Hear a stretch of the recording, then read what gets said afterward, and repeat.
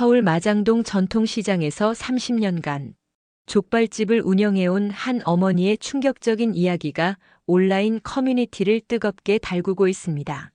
평생 모은 15억 원을 아들의 압구정 신혼집 전세금으로 선뜻 내어준 이 어머니에게 예비 며느리 가족이 요구한 것은 무료 육아 서비스였다고 합니다. 그런데 여기서 끝이 아닙니다. 임신 소식으로 서둘러 진행된 결혼 준비 과정에서 더욱 충격적인 진실이 드러났다고 하는데요. 과연 무슨 일이 있었던 걸까요? 지금부터 여러분께 그 특별한 이야기를 전해드리겠습니다. 여기서 잠깐 더 많은 이야기와 재미있는 콘텐츠를 놓치지 않으시려면 지금 바로 구독과 알림 설정을 해주세요. 여러분의 관심이 저희 채널에게 큰 힘이 됩니다. 서울 마장동 전통시장 한복판 30년간 족발 냄새가 배어든 작은 가게 앞에서 이말순이 마지막 간판을 내리고 있었습니다. 68배 나이에도 여전히 억센 손으로 간판을 붙잡고 있는 모습이 왠지 쓸쓸해 보였어요. 새벽 5시부터 밤 11시까지 하루도 쉬지 않고 돼지족발을 삶아온 세월이 고스란히 그 손등에 화상 자국에 새겨져 있었습니다. 아이고 정말 끝이구나. 이말순은 혼잣말을 하며 간판을 땅에 내려놓았어요. 옆에서 지켜보던 옆가게 아주머니가 안타까운 표정으로 다가왔습니다. 말순아, 정말 그만두는 거야? 장사가 이렇게 잘 되는데? 응, 이제 현우가 결혼한다니까 내가 뭘 더 해야겠어. 30년간 족발만 삶았는데 이제 아들 뒷바라지나 해야지. 사실 이말순의 마음속엔 다른 계획이 있었습니다. 지금까지 모아온 돈 중에서도 가장 큰 덩어리인 15억을 아들의 신혼집 전세금으로 보태주기로 한 거였어요. 압구정 현대 아파트라니 자신은 평생 살아볼 일 없는 그런 곳에 아들을 살게 해주고 싶었거든요. 족발 한 접시에 3만 원씩 받아도 하루에 100접시 팔면 300만 원이야. 한 달이면 9천만 원인데 여기서 재료비하고 가게 임대료 내면 계산이 복잡하네. 이말순은 작은 공책을 펼쳐서 숫자들을 끄적거렸습니다. 실제로는 하루에 100접시를 파는 날이 그리 많지 않았고 전기세며 가스비며 온갖 잡비를 빼고 나면 한 달에 손에 쥐는 돈은 500만 원 정도였어요. 그래도 30년을 꼬박꼬박 모아온 결과 아들에게 목돈을 쥐어줄 수 있게 된 거죠. 집에 돌아와서 현우에게 전화를 걸었습니다. 현우야, 엄마야. 오늘 가게 정리했다. 엄마 괜찮으세요? 갑자기 그만두시니까 뭔가 허전하실 것 같은데. 괜찮다, 괜찮아. 그보다 내 결혼 이야기 좀 하자. 지연이라고 했지? 언제 한번 엄마한테 소개시켜줘. 현우는 잠시 침묵했습니다. 사실 지연이와 만난 지 채 1년도 안 됐는데 결혼을 서두르는 이유가 따로 있었거든요. 하지만 어머니께는 아직 말씀드리기가 조심스러웠어요. 엄마, 그리고 결혼하면 신혼집 문제가 있는데 제가 혼자서는 좀 어려울 것 같아서요. 신혼집? 어디로 생각하고 있는데? 압구정 쪽으로 알아보고 있는데 전세금이 좀 많이 나와요. 15억 정도? 이말순은 전화기 너머로 아들의 목소리가 조심스러워지는 걸 느꼈습니다. 15억이라는 숫자가 보통 사람에게는 천문학적인 금액이라는 걸 아들도 알고 있었던 거죠. 15억. 그래, 많이 나오긴 하네. 그런데 현우야, 엄마가 도와줄 수 있어. 엄마, 무슨 말씀이세요? 족발 삶아서 30년 모은 돈이 있잖아. 그 돈으로 내 전세금 보태줄게. 나는 평생 족발이나 삶고 뼈나 고았지만 너는 좀 편하게 출발해라. 현우는 전화기 너머에서 한참 말이 없었습니다. 어머니가 평생 모은 돈을 자신의 결혼 때문에 써달라고 말씀하시는 게 고마우면서도 무거웠어요. 엄마, 정말 괜찮으세요? 그 돈 엄마 노후 자금 아니에요? 노후는 무슨 노후야? 내가 일할 수 있을 때까지 일하면 되지. 내가 잘 사는 게 내 노후보다 더 중요하다. 이말순은 그렇게 말하면서도 속으로는 조금 복잡한 심정이었습니다. 정말로 자신의 노후 자금을 다 털어주는 거였거든요. 하지만 아들이 좋은 곳에서 좋은 사람과 결혼해서 행복하게 사는 게 자신의 마지막 소원이었어요. 그날 밤 이말수는 은행 통장을 꺼내서 잔고를 확인했습니다. 정확히 16억 8천만 원. 여기서 15억을 빼면 1억 8천만 원이 남는 거였어요. 한 달에 생활비로 100만 원씩 쓴다고 해도 15년은 버틸 수 있는 돈이었죠. 15년이면 내가 83까지는 괜찮겠네. 하지만 뭔가 불안한 마음이 드는 건 어쩔 수 없었습니다. 아들이 결혼을 너무 서두르는 것 같다는 생각이 계속 들었거든요. 보통은 연애를 몇 년 하고 나서 결혼하는 게 자연스러운데 현우는 지연이를 만난 지 1년도 안 됐다고 했어요. 다음 날 아침 현우가 집에 찾아왔습니다. 손에는 압구정 아파트 부동산 계약서를 들고 있었어요. 엄마 정말 감사해요. 이 돈으로 제대로 된 집에서 새 출발할게요. 그래, 그런데 현우야. 지연이는 어떤 사람이야? 엄마가 한 번도 못 봤잖아. 좋은 사람이에요. 대기업에서 홍보 일을 하고 있고 똑똑하고 능력도 있어요. 그래? 그럼 언제 한번 데리고 와라. 엄마가 직접 보고 이야기해야 속이 시원하지. 현우는 잠시 머뭇거렸습니다. 사실 지연이가 어머니를 만나는 것에 대해 별로 적극적이지 않았거든요. 특히 어머니가 전통시장에서 장사를 하셨다는 이야기를 했을 때 지연이의 표정이 미묘하게 변했던 걸 기억하고 있었어요. 네, 곧 데리고 올게요. 그런데 엄마, 지연이 어머니도 만나보고 싶다고 하시는데 괜찮으세요?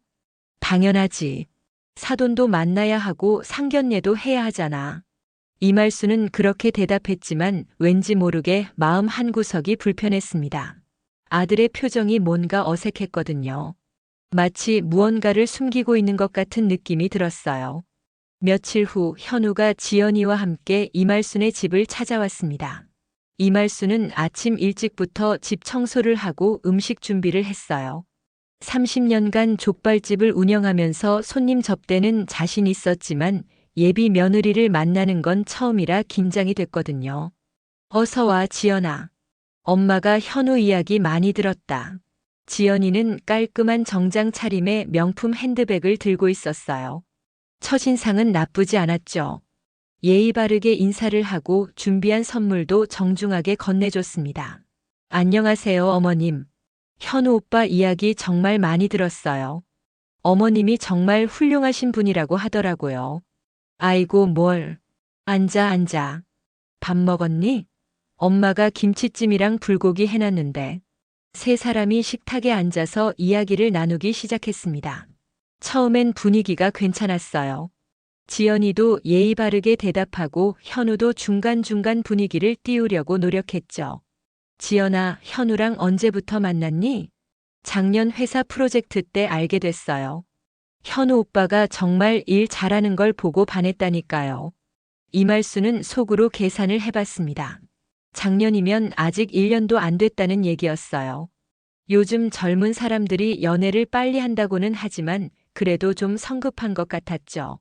그런데 결혼은 언제 할 생각이야? 현우와 지연이가 서로 눈빛을 주고받았습니다. 그리고 현우가 조심스럽게 입을 열었어요. 엄마, 사실은 좀 빨리 하려고 해요. 다음 달 정도에. 다음 달? 그렇게 급하게. 이말순의 목소리에 놀라는 기색이 역력했습니다.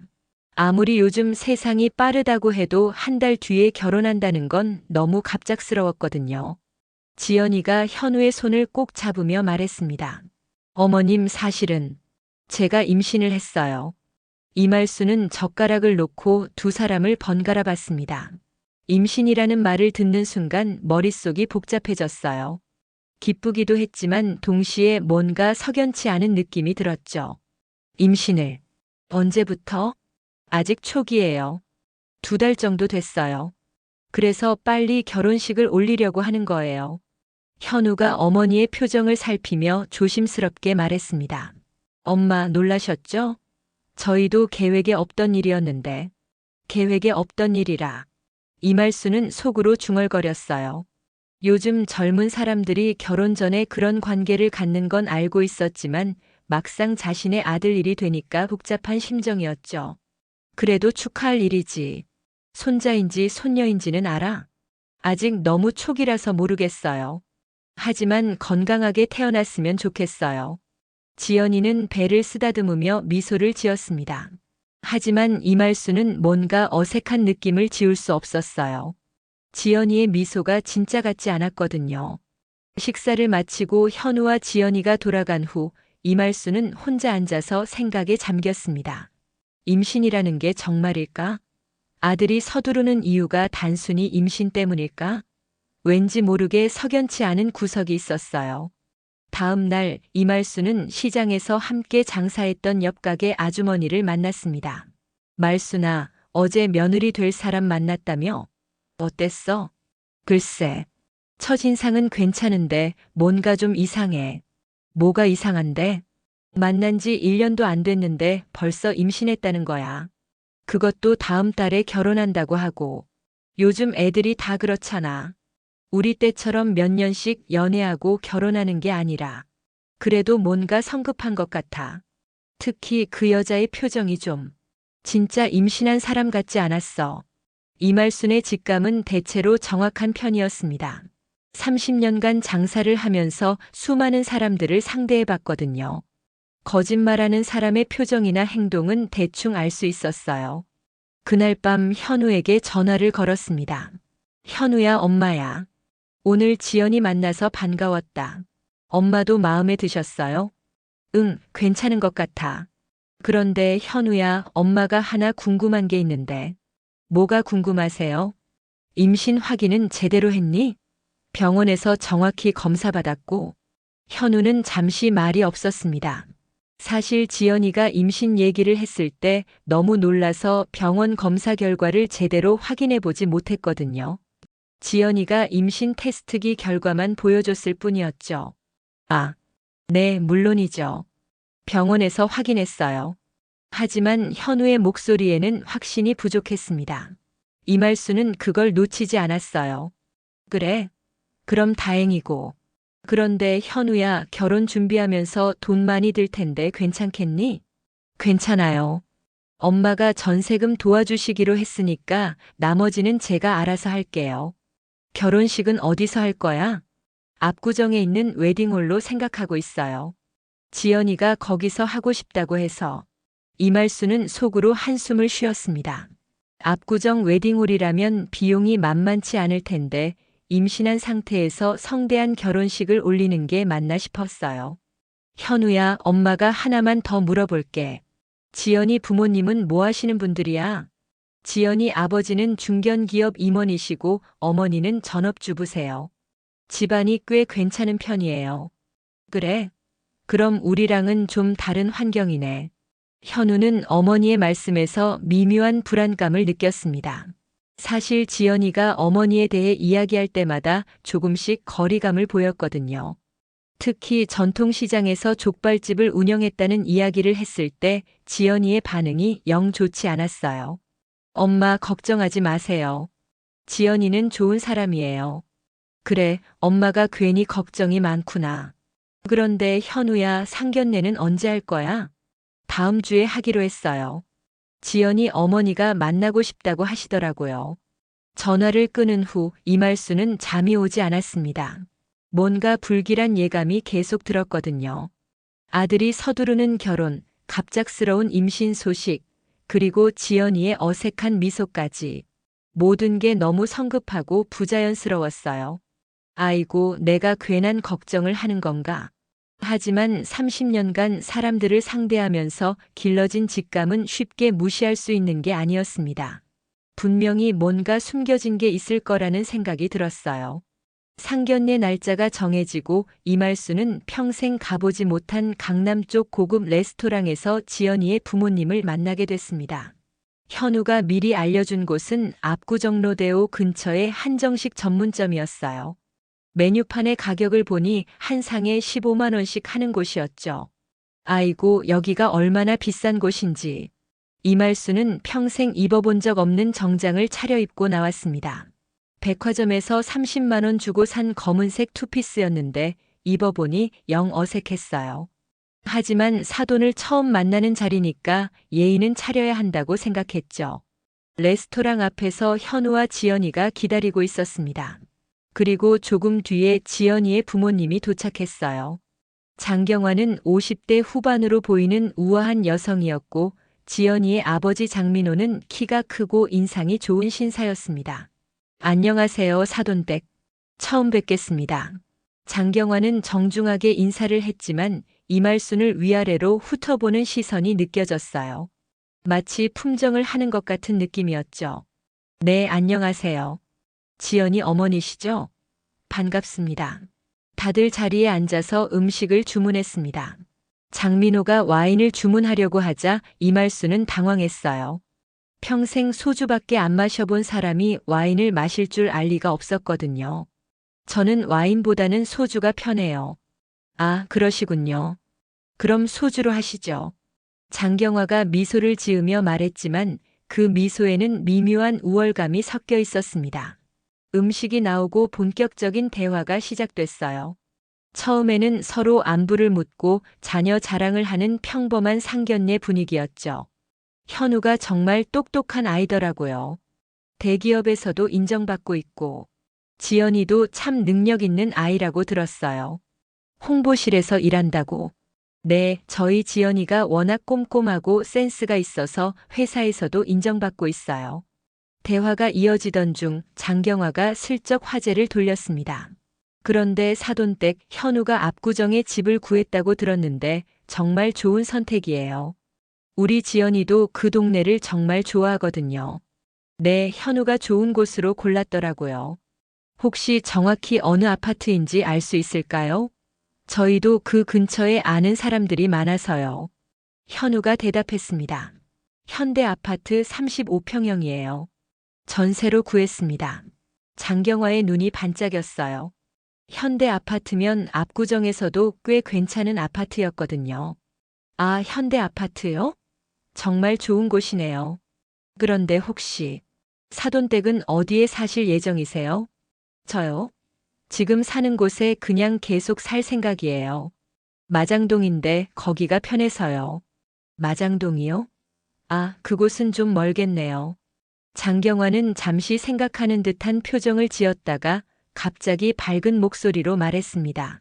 그런데 사돈댁, 제가 좋은 제안이 하나 있어요. 좋은 제안이요? 사실 저희가 압구정 근처에 작은 아파트를 하나 가지고 있거든요. 현대 아파트에서 걸어서 10분 정도 거리예요. 거기 사시면 어떨까 해서요. 이말수는 갑작스러운 제안에 당황했습니다. 왜 갑자기 자신에게 집을 제안하는 건지 이해가 안 됐거든요. 아니에요. 저는 지금 사는 곳이 편해서. 사돈댁 들어보세요. 지연이가 임신을 했잖아요. 그런데 저희 지연이가 워낙 엄마 손길이 필요한 스타일이라서요. 특히 첫 아이니까 더욱 그렇고. 장경화의 말에 지연이도 끼어들었습니다. 어머님 정말 그래요. 저 혼자서는 임신 기간 동안 불안할 것 같아요. 어머님이 가까이 계시면 정말 든든할 텐데. 이말수는 뭔가 이상한 느낌이 들기 시작했어요. 처음 만나는 자리에서 갑자기 이런 제안을 하는 게 자연스럽지 않았거든요. 그런데 임신한 사람 돌보는 거야 당연한 일이지만 갑자기 이런 얘기를 하시니까 좀. 장경화는 웃으면서 손을 저었습니다. 아, 사돈댁이 오해하실 수도 있겠네요. 저희가 돌봄을 부탁드리려는 게 아니라 그냥 가족끼리 가까이 지내자는 뜻이에요. 하지만 이말순의 귀에는 다르게 들렸습니다. 가족끼리 가까이 지낸다는 게 결국 자신이 임신한 며느리를 돌보라는 뜻으로 해석됐거든요. 사돈댁 생각해 보세요. 압구정 바로 옆이면 정말 좋은 환경이잖아요. 지연이가 아이 낳고 나서도 서로 도우면서 지낼 수 있고. 장민호도 거들었습니다. 그렇습니다. 요즘 같은 세상에 가족끼리 떨어져 살면 뭔가 아쉽잖아요. 특히 첫 손자면 할머니가 가까이 계셔야죠. 이말수는 속으로 계산을 해봤습니다. 압구정 근처에서 산다는 건 생활비도 만만치 않을 텐데 자신이 감당할 수 있을까? 그리고 정말로 단순히 가까이 지내자는 뜻일까? 아니면 다른 속셈이 있는 걸까? 글쎄요. 갑자기 이런 얘기를 들으니까 좀 당황스럽네요. 당연히 갑작스러우시죠. 하지만 한번 생각해 보세요. 손자 손녀 키우는 재미도 있을 거고 지연이도 어머님이 계시면 얼마나 든든하겠어요. 지연이가 이말순의 손을 잡으며 말했습니다. 어머님 정말 부탁드려요. 저 혼자서는 아이 키우는 게 너무 걱정돼요. 현우는 중간에서 눈치만 보고 있었어요. 어머니의 표정이 영 좋지 않다는 걸 알 수 있었지만 지연이와 장경화의 눈치도 봐야 했거든요. 현우야, 너는 어떻게 생각하니? 엄마가 좋으시다면야. 하지만 엄마 편하신 대로 하세요. 이말순은 아들의 대답에서 실망감을 느꼈습니다. 자신의 편을 들어주기는커녕 결정을 자신에게 떠넘기는 것 같았거든요. 저희 제안이 부담스러우시면 천천히 생각해 보세요. 다만 아이가 태어나기 전까지는 결정해 주시면 좋겠어요. 장경화는 마지막까지 웃는 얼굴로 말했지만 그 말에는 미묘한 압박감이 담겨 있었습니다. 상견례가 끝나고 집에 돌아온 이말순은 혼자 앉아서 생각에 잠겼어요. 오늘 만난 장경화와 지연이의 태도가 마음에 걸렸거든요. 처음 만나는 자리에서 갑자기 이런 제안을 하는 게 자연스럽지 않았고 뭔가 계산된 느낌이 들었어요. 압구정 바로 옆에 살면서 아이 돌보라는 얘기네. 이말순은 자신이 30년간 족발집에서 일한 손으로 이제 손자를 돌봐야 한다는 생각에 복잡한 심정이 들었습니다. 물론 손자를 돌보는 건 할머니의 당연한 역할이라고 생각했지만 이렇게 계획적으로 접근하는 게 마음에 들지 않았어요. 일주일 후 두 번째 상견례 자리가 마련됐습니다. 이번에는 장경화가 직접 예약한 압구정의 고급 한정식집이었어요. 이말순은 지난번보다 더 신경 써서 옷을 골라 입었습니다. 하지만 마음 한구석에는 여전히 불편한 감정이 자리 잡고 있었어요. 오늘은 좀 더 구체적인 이야기를 해볼까 해서 자리를 마련했어요. 장경화는 이번에도 우아한 미소를 지으며 이말순을 맞이했습니다. 하지만 그 미소 뒤에 숨은 의도를 이말순은 점점 더 명확하게 느낄 수 있었어요. 음식이 나오고 대화가 시작됐는데 처음부터 분위기가 예사롭지 않았습니다. 사돈댁, 지난번에 말씀드린 압구정 근처 거주권은 어떻게 생각해 보셨어요? 아직 결정하지 못했어요.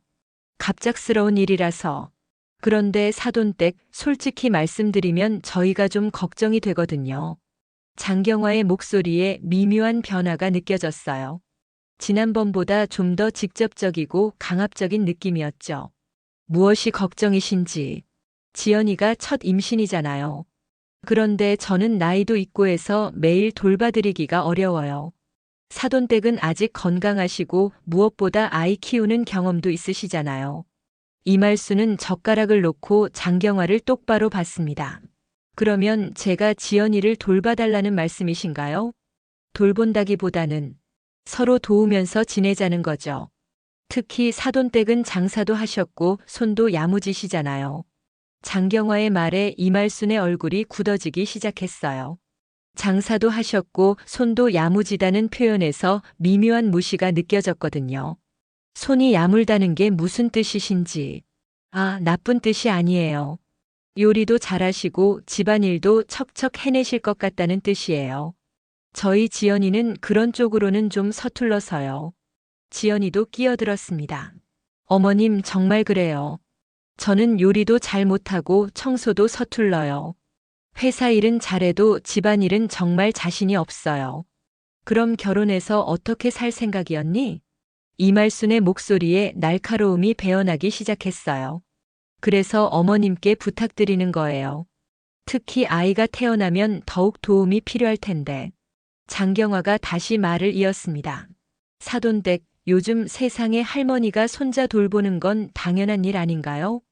더군다나 사돈댁은 이제 가게도 정리하셨으니까 시간도 충분하시고.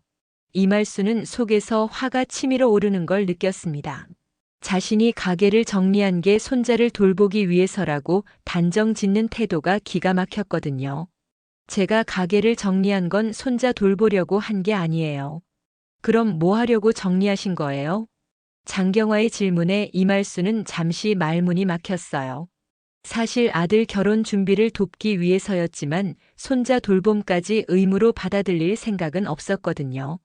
제 인생도 있잖아요. 물론이죠. 하지만 손자가 태어나면 할머니 역할도 해야 하는 거 아닌가요? 현우가 중간에서 어색하게 끼어들었습니다. 엄마, 지연이 어머니 말씀도 맞는 것 같아요. 요즘 맞벌이 부부들이 다 그렇게 하잖아요. 이말수는 아들의 말에 더욱 실망했어요. 자신의 편을 들어주기는커녕 상대편 말에 동조하고 있었거든요. 현우야, 너도 그렇게 생각하니? 아이가 태어나면 누군가는 돌봐야 하는 거잖아요. 어린이집에 맡기기에는 너무 어리고. 장경화가 기다렸다는 듯이 말했습니다. 맞아요.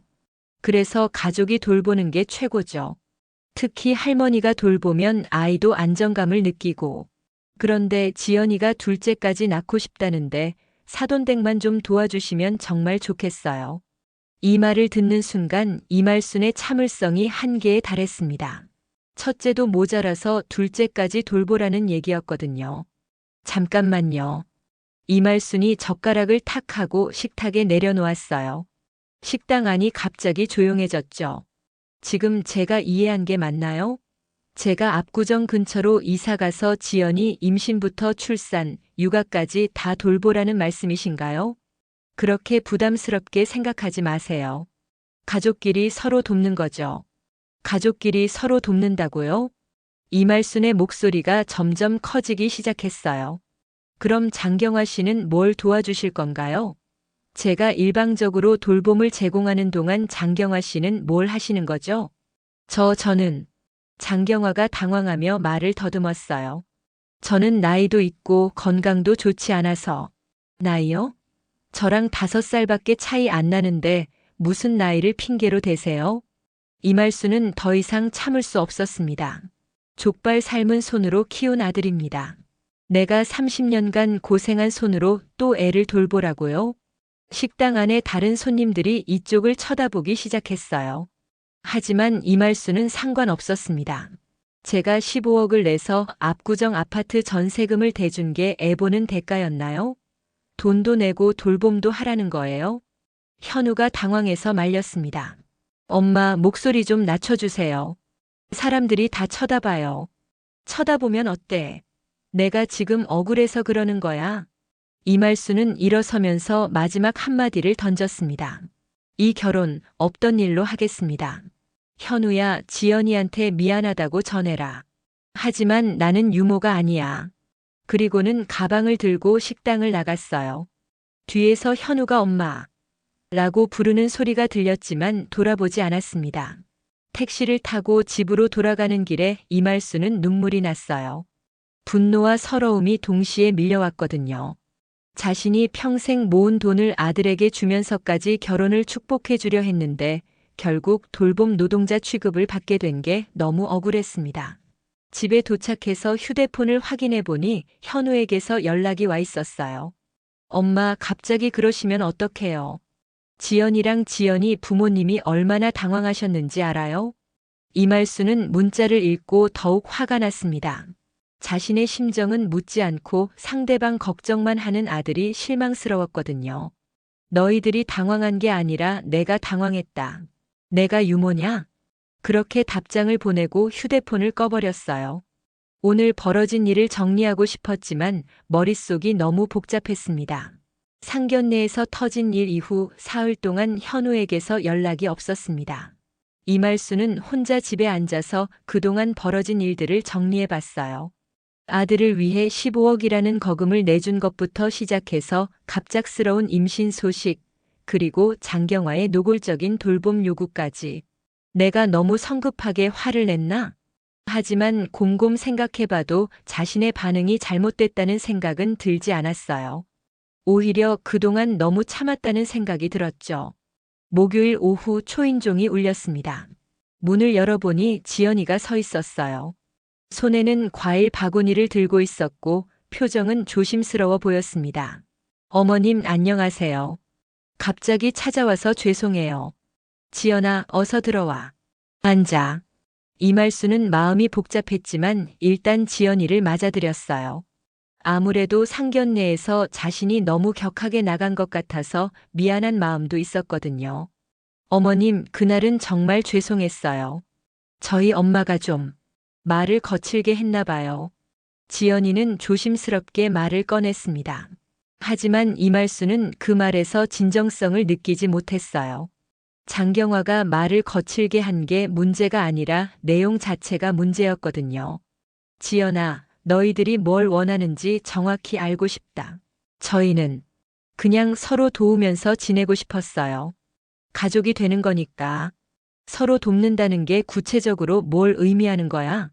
지연이는 잠시 머뭇거렸어요. 그리고는 가방에서 노트를 꺼내더니 뭔가 적힌 걸 보여줬습니다. 사실 저희가 계획을 좀 세워봤어요. 이말수는 그 노트를 받아보고 깜짝 놀랐습니다. 거기에는 임신 기간부터 출산 후까지의 돌봄 계획이 상세하게 적혀 있었거든요. 임신 7개월부터 주 3회 어머님 방문, 요리 및 청소 지원.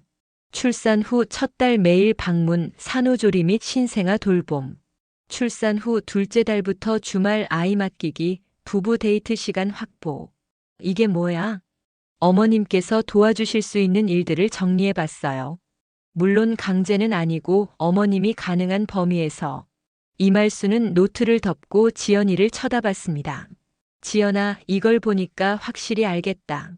너희들은 나를 돌봄 서비스 업체로 생각하고 있구나. 그런 게 아니에요. 저희는 정말로. 그럼 뭐야? 이 계획표는 뭐고? 지연이는 당황한 기색을 보이며 변명하려 했어요. 이건 그냥 체계적으로 해보자는 뜻이었어요. 어머님도 계획이 있으시면 편하실 것 같아서. 체계적으로? 주말에 애 맡기고 너희가 데이트하는 것도 체계적인 계획이야?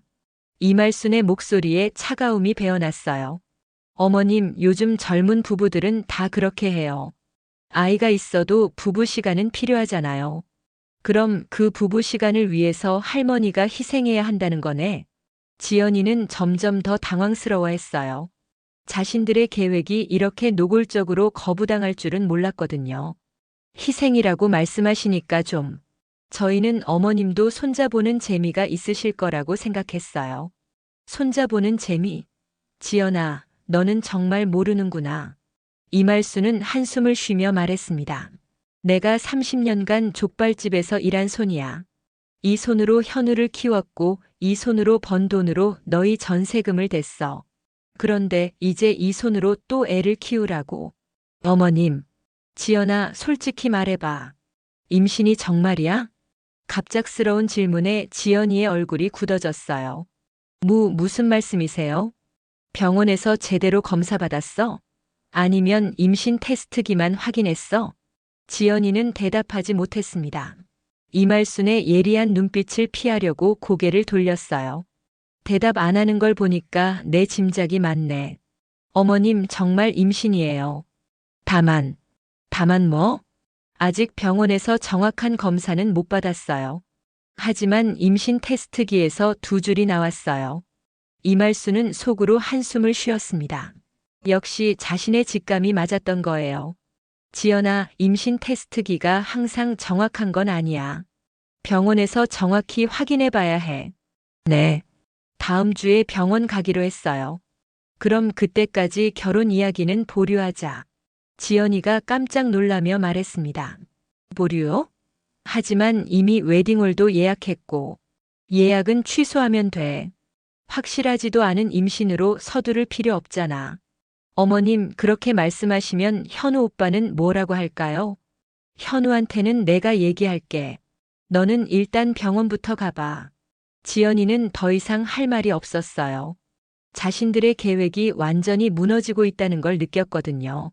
어머님, 정말 저희를 도와주실 생각은 없으세요? 도와주는 것과 이용당하는 건 달라, 지연아. 너희들이 원하는 건 도움이 아니라 무료 육아 서비스야. 지연이는 더 이상 변명할 말을 찾지 못했어요. 이말순의 말이 너무 정확했거든요. 그럼 저는 이만 가볼게요. 응, 그래. 그리고 지연아, 다음에는 정직하게 이야기하자. 계획표 같은 걸 들고 와서 협상하려 하지 말고. 지연이가 나간 후 이말수는 혼자 앉아서 생각했어요. 오늘 대화를 통해 확실해진 건 지연이와 장경화가 자신을 완전히 돌봄 제공자로만 보고 있다는 거였어요. 그것도 무료로 말이죠. 15억 내고 애까지 봐달라니. 이말수는 자신이 얼마나 어리석었는지 깨달았습니다. 아들을 사랑하는 마음에 눈이 멀어서 상대방의 속셈을 제대로 보지 못했던 거예요. 그날 밤 현우에게서 전화가 왔습니다. 엄마, 지연이가 다녀갔다고 하던데 무슨 얘기했어요? 현우야, 지연이랑 병원 가서 임신 확인부터 제대로 해라. 무슨 말씀이세요? 이미 확인했다고 했잖아요. 임신 테스트기로만 확인했다더라. 병원에서 정확히 검사받고 다시 얘기하자. 현우는 잠시 말이 없었어요. 사실 자신도 병원 검사를 제대로 확인하지 못했다는 걸 어머니가 알고 있다는 게 당황스러웠거든요. 엄마, 혹시 지연이가 뭔가 이상한 말 했나요? 이상한 말은 무슨, 솔직한 말을 했지.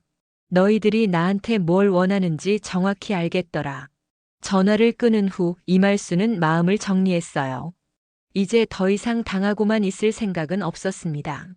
일주일 후 금요일 저녁 현우가 혼자 어머니 집을 찾아왔습니다. 평소와 달리 얼굴이 창백하고 기운이 없어 보였어요. 이말수는 아들의 표정을 보자마자 무슨 일인지 직감했습니다. 현우야, 무슨 일이야? 얼굴이 왜 그래? 현우는 소파에 털썩 주저앉으며 한숨을 쉬었어요. 엄마, 파혼했어. 파혼? 갑자기 무슨? 임신이 아니었어, 엄마. 이말수는 놀라긴 했지만 한편으로는 예상했던 일이라는 생각이 들었어요. 그동안 느꼈던 불안감이 현실이 된 거였죠. 임신이 아니었다고. 그럼 지난주에 병원 갔을 때, 어제 병원에 같이 갔는데 의사 선생님이 임신이 아니라고 하더라고요. 임신 테스트기가 잘못된 결과를 보여준 거였어요. 현우는 고개를 숙이고 말했습니다. 어머니께 이런 말씀을 드리는 게 너무 부끄러웠거든요. 그래서 지연이는 뭐라고 하던, 처음에는 자기도 놀랐다고 했어요. 정말 임신인 줄 알았다면서. 이말수는 냉소적인 웃음을 지었습니다. 정말 몰랐을까? 아니면 알면서도 속인 걸까? 그게 나중에 얘기를 더 해보니까 현우는 말을 잇지 못했어요. 사실 어제 병원에서 돌아온 후 지연이와 심각한 대화를 나눴거든요. 현우야, 정확히 뭐라고 했는지 말해봐. 지연이가 결혼을 미룰까봐 무서워서 그랬다고 했어요. 결혼을 미룰까봐? 네. 자기가 나이도 있고 저랑 만난 지도 얼마 안 됐는데 제가 마음이 변할까봐 걱정됐다는 거예요. 이말수는 한숨을 쉬었습니다. 결국 자신의 직감이 맞았던 거예요. 그럼 처음부터 거짓말이었다는 얘기네. 완전한 거짓말은 아니었다고 해요. 생리가 늦어져서 정말 임신인 줄 알았다가 나중에 테스트기를 다시 해보니까 애매했는데도 그냥 뭐? 그냥 임신이라고 했다는 거예요. 이말수는 어이가 없어서 웃음이 나왔어요. 생리가 늦어졌다고 임신? 그것도 한 달 넘게 속이면서. 엄마, 저도 너무 화가 났어요. 어떻게 이런 일을. 현우야, 그런데 지연이 혼자 계획한 일일까? 무슨 말씀이세요? 지연이 어머니는 뭐라고 하던? 현우의 표정이 더욱 어두워졌어요. 그게 장경화 아주머니도 알고 있었던 것 같아요. 역시 이말수는 예상했던 대답이었지만 여전히 분노가 치밀어 올랐습니다. 어떻게 알았는데? 어제 지연이랑 얘기하다가 장경화 아주머니한테 전화가 왔거든요. 그런데 통화 내용을 들어보니까 아직 들키지 않았냐는 식으로 말하더라고요. 들키지 않았냐고? 네. 그래서 제가 추궁했더니 지연이가 실토했어요. 어머니랑 같이 계획한 거였다고. 이말수는 주먹을 불끈 쥐었습니다. 모녀가 합작해서 자신의 아들을 속인 거였어요. 그 계획이라는 게 뭐였는데? 임신했다고 해서 빨리 결혼하고 어머니 돈으로 압구정에 집을 구한 다음에 나중에 유산됐다고 하려던 거였대요. 유산됐다고? 네. 그러면 자연스럽게 넘어갈 수 있을 거라고 생각했다나 봐요. 이말수는 너무 기가 막혀서 말이 안 나왔어요. 이렇게 치밀하고 악랄한 계획을 세울 수 있다는 게 믿어지지 않았거든요. 그럼 압구정 근처에 살면서 돌봄해달라는 것도 다 계획된 일이었구나. 네. 어머니가 압구정 근처로 이사 오시면 나중에 정말 임신했을 때 돌봄을 받을 수 있을 거라고 생각했다고 해요. 나중에 정말 임신했을 때라고. 이말순의 목소리가 높아졌어요. 그럼 지금은 가짜 임신이고 나중에 진짜 임신하면 그때 나를 부리려고 했다는 얘기야? 엄마, 저도 너무 충격받았어요. 어떻게 이런 일을? 현우는 고개를 숙이고 말했습니다. 자신이 완전히 속았다는 게 너무 부끄러웠거든요. 현우야, 너는 정말 몰랐니? 정말 몰랐어요. 지연이가 임신 테스트기 결과를 보여줬을 때 저도 깜짝 놀랐거든요. 그럼 지연이를 어떻게 처리했어? 바로 파혼 선언했어요. 이런 거짓말로 시작하는 결혼은 할 수 없다고. 이말수는 다행히 아들이 제대로 된 판단을 했다는 생각이 들었어요. 잘했다. 그런 여자랑 결혼했으면 평생 고생했을 거야. 엄마 정말 죄송해요. 어머니께 15억이나 받아놓고 이런 일이. 현우야, 그 돈 말이야. 이말수는 잠시 생각했어요. 사실 15억은 이미 압구정 아파트 전세금으로 들어간 상태였거든요. 전세금은 어떻게 할 거야? 지연이한테 반을 달라고 했어요. 7억 5천만 원씩 나눠서 내기로 했었으니까. 그 여자가 줄까? 안 주겠다고 해요. 자기는 돈 낸 게 없다면서. 이말수는 한숨을 쉬었습니다. 역시 예상대로였어요. 그럼 아파트는? 일단 제가 계속 살면서 다른 방법을 찾아볼게요. 정 안 되면 아파트를 팔아서라도 어머니 돈을 돌려드릴게요. 현우야, 돈은 괜찮다. 다만, 이말수는 아들의 손을 잡았어요. 다음에는 사람을 제대로 보고 만나라. 엄마가 봐도 그 지연이는 뭔가 이상했어. 네. 정말 죄송해요. 제가 너무 어리석었어요. 어리석은 게 아니라 순진했던 거지. 하지만 이번 일로 배웠을 거 아냐. 현우는 고개를 끄덕였어요. 정말 뼈아픈 교훈이었거든요. 엄마, 그런데 지연이가 마지막에 한 말이 뭐라고 했는데? 어머니가 처음부터 반대했으니까 다행이라고 하더라고요. 어차피 어머니 같은 분이랑은 가족이 될 수 없었을 거라고. 이말수는 피식 웃었어요. 그래, 맞다. 나 같은 사람이랑은 가족이 될 수 없지. 나는 거짓말하는 사람들이랑은 가족이 안 되거든. 엄마. 현우야, 이번 일로 아프긴 하지만 결과적으로는 잘 된 일이야. 결혼 전에 알게 된 게 다행이지. 이말수는 진심으로 그렇게 생각했어요. 만약 결혼 후에 이런 사실을 알았다면 더 큰 상처를 받았을 테니까요. 아이고, 내 돈으로 거짓말을 샀네. 이말수는 씁쓸하게 중얼거렸지만 한편으로는 후련한 기분도 들었어요. 그동안 느꼈던 불안감의 정체가 드러났으니까요. 파혼 소식이 있은 지 열흘 후 현우가 큰 짐가방을 들고 어머니 집을 찾아왔습니다. 이말수는 아들의 모습을 보자마자 무슨 일인지 알 수 있었어요. 평소와 달리 결연한 표정을 하고 있었거든요. 현우야, 그 큰 가방은 뭐야? 엄마, 제가 잠시 여기서 지내도 될까요? 아파트를 정리하려고 해요. 아파트를 정리한다고? 전세금은 어떻게 할 거야? 현우는 소파에 앉으며 천천히 말했습니다. 엄마, 저 회사 그만두기로 했어요. 회사를 그만둔다고? 이말수는 깜짝 놀랐어요. 현우는 대기업에서 안정적으로 일하고 있었는데 갑자기 그만둔다니 이해가 안 됐거든요. 왜 갑자기? 회사에서 뭔 일 있었어? 아니에요. 그냥 제가 정말 하고 싶은 일을 찾고 싶어요. 현우는 지난 열흘 동안 많은 생각을 했어요. 지연이와의 일을 겪으면서 자신이 얼마나 수동적으로 살아왔는지 깨달았거든요. 하고 싶은 일이 뭔데? 창업을 해보려고 해요.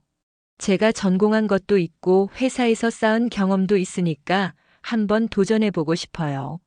이말수는 복잡한 심정이었어요. 아들이 안전한 길을 벗어나 모험을 하겠다고 하니 걱정되면서도 한편으로는 대견했거든요. 창업이라. 돈은 많이 들지 않을까? 그래서 아파트를 빼려고 해요.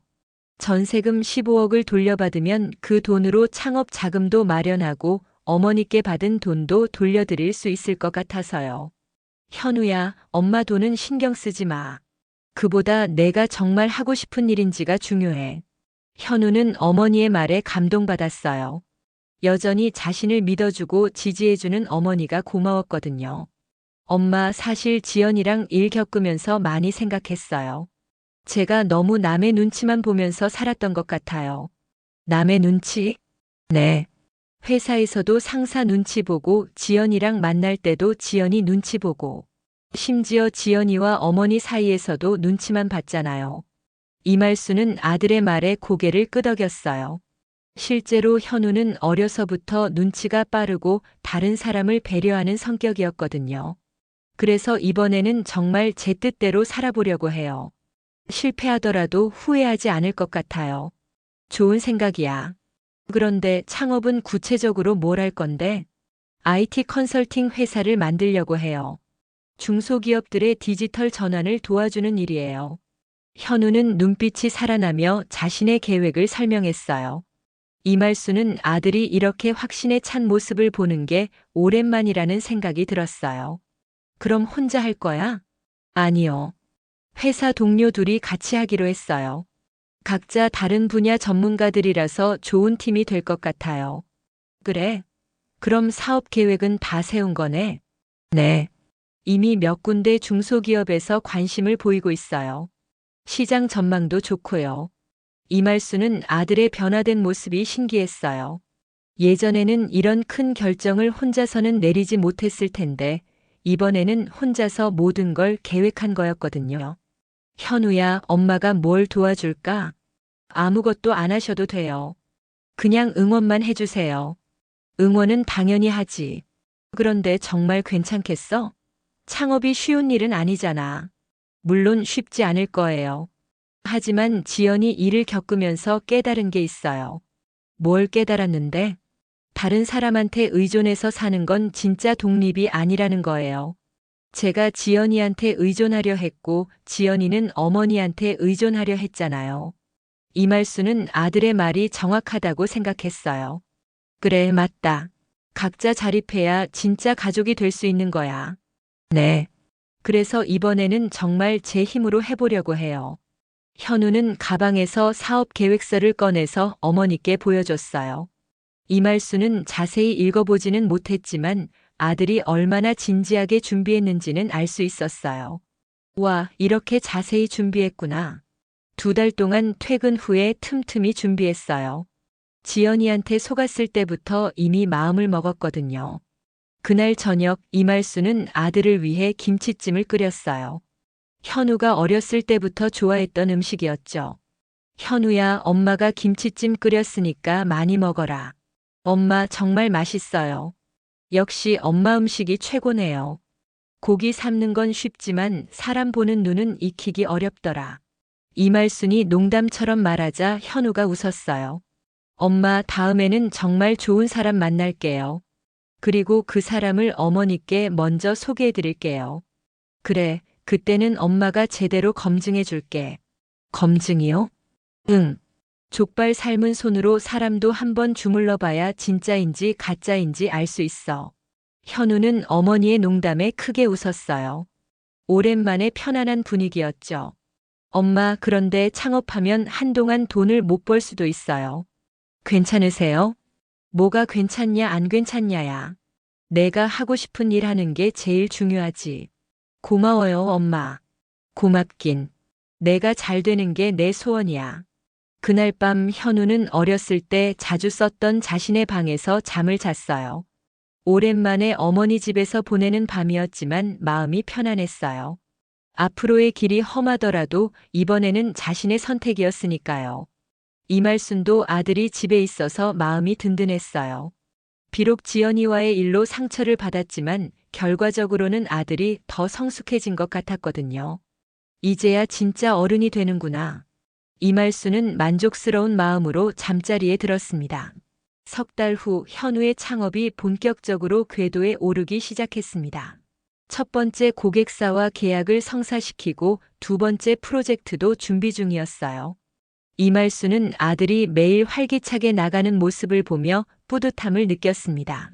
엄마, 오늘 중요한 미팅이 있어요. 대기업 계열사랑 계약 논의하는 자리거든요. 그래? 잘 다녀와. 점심은 챙겨 먹고. 현우가 나간 후 이말수는 혼자 앉아서 지난 몇 달을 돌아봤어요. 지연이와의 일로 충격을 받았지만 결과적으로는 모든 게 잘 풀린 것 같았거든요. 오후에 현우에게서 기쁜 소식이 담긴 문자가 왔어요. 엄마, 계약 성사됐어요. 이번 달부터 정말 본격적으로 시작할 수 있을 것 같아요. 이말수는 문자를 보며 미소를 지었습니다. 아들이 정말 자신의 길을 찾아가고 있다는 생각이 들었어요. 그날 저녁 현우가 돌아와서 좋은 소식을 자세히 들려줬어요. 엄마, 이제 정말 독립할 수 있을 것 같아요. 수익이 안정화되면 작은 사무실도 얻고 제대로 된 회사로 키워볼 거예요. 잘했다, 현우야. 엄마가 정말 자랑스럽다. 엄마 덕분이에요. 어머니가 지지해주지 않았으면 이런 도전은 못했을 거예요. 현우는 진심으로 고마워했어요. 지연이와의 일 이후 어머니가 보여준 믿음과 지지가 자신에게 큰 힘이 됐거든요. 그런데 현우야, 이제 너도 진짜 독립할 때가 된 것 같다. 무슨 말씀이세요? 아파트 말이야. 이제 나가서 내 공간에서 살아봐. 현우는 어머니의 말에 조금 놀랐어요. 사실 어머니 집에서 지내는 게 편하기도 했고 창업 초기라 돈을 아끼려는 마음도 있었거든요. 엄마, 아직 수익이 불안정해서. 현우야, 돈 문제는 내가 해결해야 할 일이야. 35살이 됐는데 언제까지 엄마 집에서 살 거니? 이말순의 말에는 따뜻함과 동시에 단호함이 있었어요. 압구정 아파트 전세금도 어떻게 할 건지 정해야 하고. 아, 그건 지연이가 결국 반을 내기로 했어요.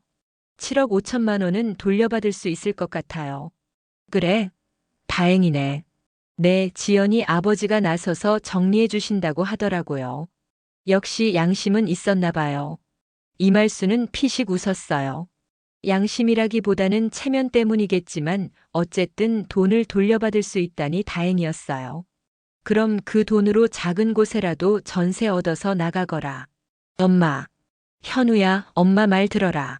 너는 이제 진짜 독립해야 해. 혼자 살면서 진짜 어른이 돼봐. 현우는 어머니의 말이 맞다는 걸 알았어요. 지연이와의 일을 겪으면서 자신이 얼마나 의존적이었는지 깨달았으니까요. 알겠어요, 엄마. 다음 주부터 집 알아볼게요. 그래, 그렇게 해라. 2주일 후 현우는 정말로 마포구의 작은 원룸을 계약하고 이사 준비를 했어요. 어머니 집에서 석 달간 지낸 것도 이제 끝이었죠. 이사 가는 날 이말수는 아들을 위해 마지막 식사를 준비했어요. 현우가 좋아하는 불고기와 된장찌개, 그리고 김치찜까지. 현우야, 많이 먹어라. 혼자 살면서 제대로 못 먹을 텐데. 엄마, 요리도 배워갈게요. 어머니가 가르쳐 주신 대로. 그래, 남자도 요리할 줄 알아야 해. 다음에 좋은 사람 만나면 해줄 수도 있고. 엄마, 이번에는 정말 신중하게 사람을 볼게요. 그래야지. 그런데 현우야, 엄마가 하나만 더 말해줄까? 뭐예요? 다음에 결혼할 때는 엄마한테 미리 소개시켜줘. 상견례 전에 말이야. 현우는 웃으며 대답했어요. 네, 꼭 그럴게요. 어머니 검증을 먼저 받아야겠어요. 그래, 족발 삶은 손으로 사람도 한번 주물러 봐야 진짜인지 가짜인지 알 수 있다니까. 두 사람은 함께 웃었어요. 이제는 농담으로 할 수 있는 이야기가 됐으니까요. 오후에 이사 트럭이 와서 현우의 짐을 실어 갔어요. 사실 짐이 많지 않아서 금방 끝났죠. 엄마, 이제 정말 가볼게요. 응, 잘 가라. 그런데 현우야. 네. 너무 자주 오지는 마라. 한 달에 한 번 정도면 충분해. 현우는 어머니의 말에 놀랐어요. 왜요? 자주 와서 안부 확인해야죠. 현우야, 너는 이제 내 인생을 살아야 해. 엄마 걱정은 그만하고. 이말순의 말에는 깊은 의미가 담겨 있었어요. 아들이 정말 독립하기를 바라는 마음이었죠. 하지만 엄마는 괜찮다. 30년간 족발집 운영하면서 혼자 살아온 사람이야. 앞으로도 잘 살 거야. 현우는 어머니의 단호한 표정을 보고 더 이상 말하지 못했어요. 대신에 정말 중요한 일이 있을 때만 연락해라. 사업이 잘 되었다든지 좋은 사람을 만났다든지. 알겠어요, 엄마. 현우가 떠난 후 이말수는 혼자 남은 집에서 창문을 열었어요. 바람이 시원하게 들어왔죠. 이제 정말 혼자구나. 하지만 외롭다는 생각은 들지 않았어요. 오히려 후련한 기분이었어요. 아들이 진짜 독립해서 자신의 길을 걸어가고 있다는 생각이 들었거든요. 이말수는 주방에 있는 작은 달력을 보며 앞으로의 계획을 세워봤어요. 이제 진짜 자신만의 시간이 생긴 거였으니까요. 족발로 키운 아들이 이제 제 발로 선다. 그날 저녁 현우에게서 문자가 왔어요. 엄마, 집에 잘 도착했어요. 작지만 깨끗한 곳이에요.